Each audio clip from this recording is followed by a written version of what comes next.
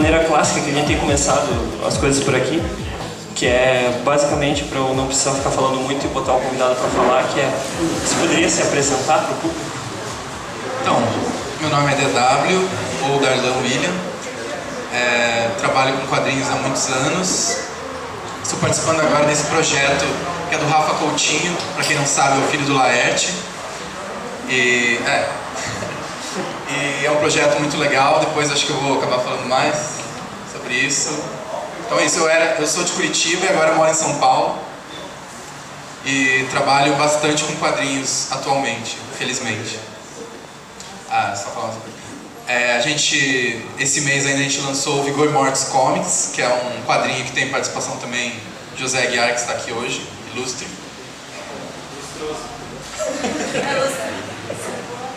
É isso. Então, DW, você ficou um bom tempo sem lançar assim, coisas impressas. De repente, em menos de um mês, vem 2 filhos ao mundo. E como é que é isso? Assim, você ficou todo esse tempo faltando oportunidade ou se preparando para lançar o que você lançou? Então, na verdade, aconteceu o seguinte, eu já produzi muito fanzine na vida e uma época comecei a colocar bastante coisa na internet também, no site Nona Arte.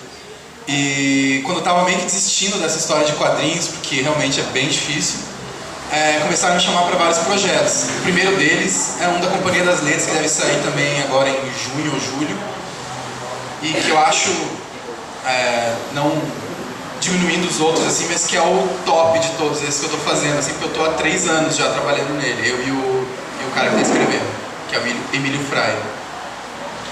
E na verdade esse tempo todo que eu não estou publicando nada, eu estou produzindo esses álbuns, estou fazendo esse, e agora saiu Vigor Mortis, saiu Naturaleza, estou fazendo um para o Fábio Zimbres, da coleção Mini Tonto, e produzindo umas coisas para Strip Burger também, que é uma revista da Eslovênia. Nossa, muita coisa. Então vamos aos poucos aqui, vamos começar por esse aqui que a gente lança hoje. É uma pergunta que eu faria para o Rafael Coutinho, mas já que ele não pôde vir, posso responder por ele. Vai sobrar para você. A coleção se chama 1000, essa aqui é a 2ª edição. Então você pode explicar um pouco como funciona a coleção, qual que é a ideia. Lembrando que o número 1 da coleção é do próprio Rafa Coutinho, é a Drink. E tem aí também. Que agora. Tem aí, aproveita. Chegou agora. Tá quase nas minhas costas. Literalmente nas suas costas. Então, Dela, você pode explicar um pouco pra gente qual que é da coleção, da revista 1000, hein? Então, eu nem sei como chamar, se é uma revista, se é um álbum, porque a proposta é mais ou menos o seguinte, o Rafael resolveu fazer uma coisa que tivesse um custo barato, assim, de fazer fosse uma produção fácil, e que ele pudesse chamar autores que ele gosta, que a maioria são pouco conhecidos, né? Como, por exemplo, o Gisé, o Góes, que participam de revistas tipo a Samba, da Beleléu, e ele resolveu que cada autor poderia fazer uma história completa, sem assim, tipo, a gente teve uma certa editoração, mas ela foi muito sutil, ou seja, eles não... por exemplo, a minha história, quando eles pegaram, eles falaram, cara, o que é isso?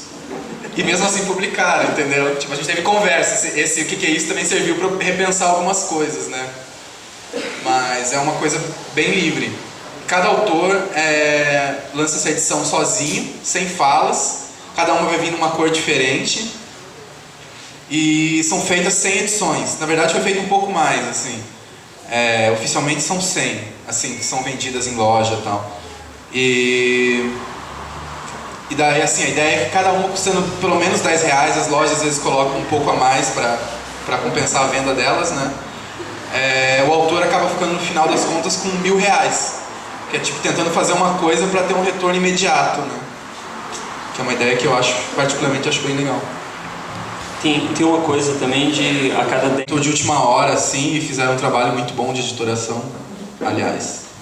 Falando nisso, a sua tem capa cartonada e a do chefe do Rafa Coutinho não, né? Já tem um aprimoramento gráfico mesmo, né? Então, a próxima vai vir com um negócio 3D na capa, não, também. Não, que depois da experiência da primeira eles viram que dava pra, né, incrementar um pouquinho mais e fizeram isso, né?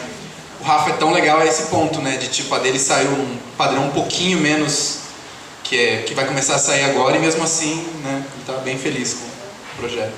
Você saberia dizer pra gente quem são os próximos aí na fila e qual as datas de lançamento, mais aproximadamente? Então, era para ser desde o começo mensal, né? Então a do Rafa saiu e daí na verdade passaram uns 4 meses até sair a minha agora. Acho que a dele saiu em dezembro, se não me engano. E os próximos que estão na lista é o Gizé, que é um cara muito bom que eu sinceramente não conhecia, mas recomendo. E depois é o Gabriel Góes, que é um cara que eu sou muito, muito fã. Não que ele começou agora, assim, mas é um cara que está aparecendo mais agora, que é muito bom também. O Gabriel não fez aquela adaptação da Elcio Rodrigues com o Arnaldo Branco? É ele, né? Tô por fora. Talvez. Depois a gente descobre, não importa. Você podia falar então um pouco da revista e convencer as pessoas a comprar? É só o momento de ganhar vários 10 reais aí. Tá. Então... não sei o que dizer. Bom, essa revista, assim, como ela tem essa proposta de não ter fala, eu já tenho o costume de fazer umas histórias, não vou usar estranhas pra, né, vocês não acharem que é ruim, mas eu gosto de buscar uma coisa um pouco complexa, assim, que eu misturo com coisas que eu leio e que me interessam também de artes plásticas. Então, nessa edição eu procurei trabalhar com uma coisa que eu gosto muito de ler, que é, por exemplo, mitologia. Mitologia, arquétipos. Diria que as principais influências nesse caso seria o Jung e o Joseph Campbell, assim, os mais conhecidos, mas são coisas que realmente me instigam a criar. Então acho que é um pouco isso, assim. Acho que essa história, ela apesar dela ter uma certa linearidade, ela é um pouco subjetiva também. Acho que dá para tirar várias interpretações, e eu mesmo tenho redescoberto assim, vários pensamentos sobre uma coisa que eu mesmo fiz, assim, e era um pouco a intenção, né? Então, nessa ideia até inconsciente, como é que foi o processo de criação dela? Foi aberto o suficiente para que você mesmo pudesse se surpreender com os resultados do final, ou foi uma coisa um pouco mais elaborada, tipo, tantas páginas para isso, tantas páginas para aquilo outro? Não. Na verdade, sempre que eu crio é um fluxo, assim, né? Eu começo e quando eu vejo, acabou as páginas, né? Então, e agora eu tô ficando até melhor porque eu não tenho que voltar muito e corrigir, assim, tipo, essa daqui eu corrigi, assim, no sentido de tentar fazer ficar um pouco mais compreensível algumas coisas, né? Mas meio que o que eu fiz do começo até o fim, assim, foi uma coisa direta. Uma ideia, eu já tinha meio que um pensamento de uma coisa ligar a outra, assim, né? Você é formado em artes plásticas, o Rafa também tem né? E vários outros quadrinistas também são, digamos, uma nova geração, se é que dá para falar isso, de quadrinistas que tem essa ligação bem formada com as artes plásticas. Você já nota, bem pessoalmente, resultado, ou sei lá, diferença disso nos álbuns que você tem lido em comparação aos que você lia? Pode ser, né? Eu acho que antigamente o quadrinho era uma coisa muito pro público de quadrinhos. E eu, pelo menos, eu realmente não quero isso, assim, que seja só pro público de quadrinhos, sabe? Eu gostaria de poder produzir coisas que interessam a quem, sei lá, tem interesse pela vida. Eu acho que tem uma tendência, assim. Você tem um interesse na sua produção em fazer uma coisa que sei lá, extrapolar os limites da linguagem? Sabe aqueles caras que expõem várias páginas numa parede, daí uma pra lá, outra pra cá, não sei o quê, sair digamos, do suporte convencional, né? Então, acho que eu não saio muito do suporte, assim, eu sou fã do esquema revistinha e tal, né? Mas, ao mesmo tempo, eu gosto de tentar inovar de alguma forma dentro ali do quadradinho, do papel e tal, né?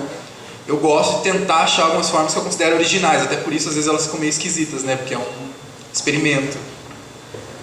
Pensando nos fanzines que você publicou antes e lá na Naturaleza agora, como você vê essa passagem de tempo para você, assim, tanto para a forma como você enxerga as coisas, como para o seu próprio traço e desenvolvimento narrativo da história? Eu acho que na época que eu fazia fanzine, eu tentava fazer uma coisa um pouco mais... Deixa eu pensar num termo que defina. Histórias de pessoas. Agora também é um pouco isso, só que eu gosto que seja um pouco mais abrangente, assim, que não seja necessariamente os meus sentimentos, os meus pensamentos, mas uma coisa que que eu também queira observar, assim, né? Que não seja de dentro para fora só. Eu tava lembrando de ter visto você já em várias bandas, de você fazendo vários shows e tal, e essa relação de música, artes plásticas, quadrinhos, como funciona na sua cabeça? Você tem essa vontade de investir nessa coisa que os caras chamam de literatura pop, de ter várias citações de banda e tudo mais, ou então uma música com citação de livros e tudo mais?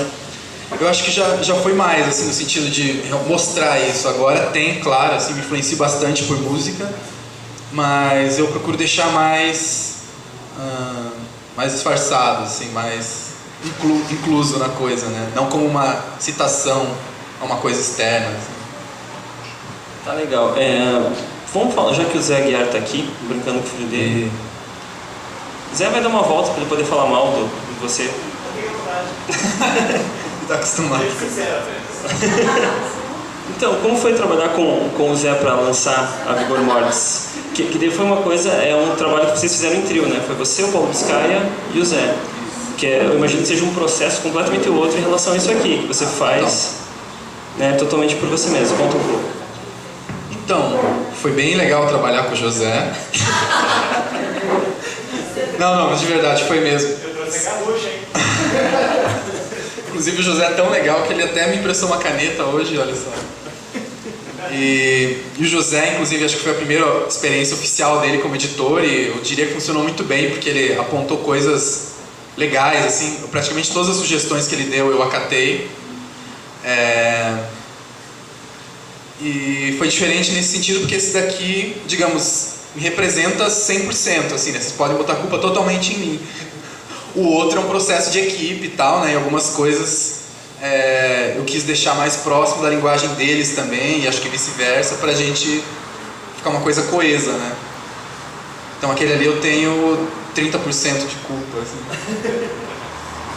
E como foi vocês trabalharam com o roteiro no Vigor Mortis?